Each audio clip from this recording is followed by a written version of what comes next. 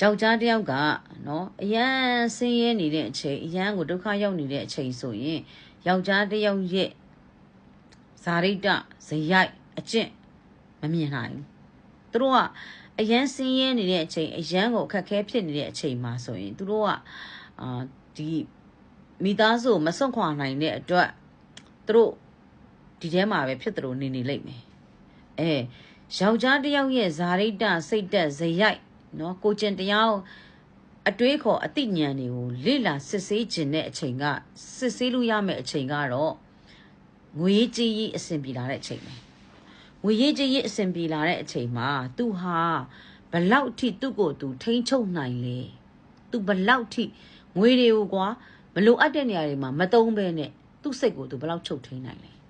နော်သူဟာဘလောက်ထိရီမန်းချက်ကြီးတယ်လဲဘလောက်ထိဟလာတမာတိခိုင်တဲ့လူလဲဆိုတာကိုပတ်စံရှိတဲ့အခါမှာစမ်းသပ်လို့ရတယ်။ဘာကြောင့်လဲဆိုတော့အိတ်ဖောင်းရင်စိတ်ပြောင်းတတ်လို့နော်အမျိုးသမီးတွေကိုကြတော့စစ်ဆေးချင်ရင်ငါ့ကိုတကယ်ချစ်လား तू ကတကယ်မိန်းမကောင်းဟုတ်ရဲ့လား तू ကတကယ်ဇာတိတာကောင်းရဲ့လား तू ကတကယ်ပဲငါ့ကိုဟလာအချစ်စစ်အချစ်မှန်နဲ့ချစ်တာဟုတ်ရဲ့လားဆိုတာကိုစစ်ဆေးချင်ရင်အရန်စင်းရဲချို့တက်တဲ့အချိန်မှာစစ်ဆေးရတယ်။ဘာကြောင့်လဲဆိုတော့မိန်းကလေးတွေကချို့တက်စင်းရဲတဲ့ဓာတ်မခံနိုင်ကြဘူးနော်ချို့တက်စင်းရဲပြီဆိုရင်လင်ငယ်နောက်လိုက်ပြေးတာတို့လင်ငယ်နေတာတို့ကများတယ်အဲ့တော့လင်ငယ်နောက်လိုက်ပြေးသွားတယ်ဒီချို့တက်စင်းရဲတဲ့ဒီဘာမှမဘာတဲ့ကောင်နဲ့ငါမနေဘူးဆိုပြီးလစ်သွားတဲ့အမျိုးသမီးတွေကအယောက်100မှာအယောက်80ရှိတယ်ဆိုရင်အဲ့အယောက်80ထဲမှာကိုယ်ဇနီးမယားပါလားဆိုတာကိုချို့တက်စင်းရဲစုပ်ပြတ်တတ်တဲ့အချိန်မှာစမ်းသပ်ရတယ်မိန်းမတွေရဲ့တမာတိကို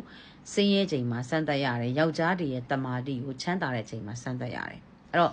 ယောက်ျားတစ်ယောက်ကငွေကြေးချမ်းသာလာပြီးအိတ်ဖောင်းလာပြီးဆိုတဲ့အခါကျသူ့အိတ်ထဲမှာပတ်စံရှိလာပြီးဆိုတဲ့အခါကျရင်သူ့ရဲ့ပတ်စံကိုဘယ်လိုနေရာတွေမှာတုံးလဲသူဘယ်လိုနေရာတွေမှာဒီပတ်စံကိုတုံးပါလဲဆိုတာကသူ့ရဲ့စိတ်သက်အစင်တန်းဉာဏ်ရည်ခုနတမာတိနဲ့အများကြီးသက်ဆိုင်တယ်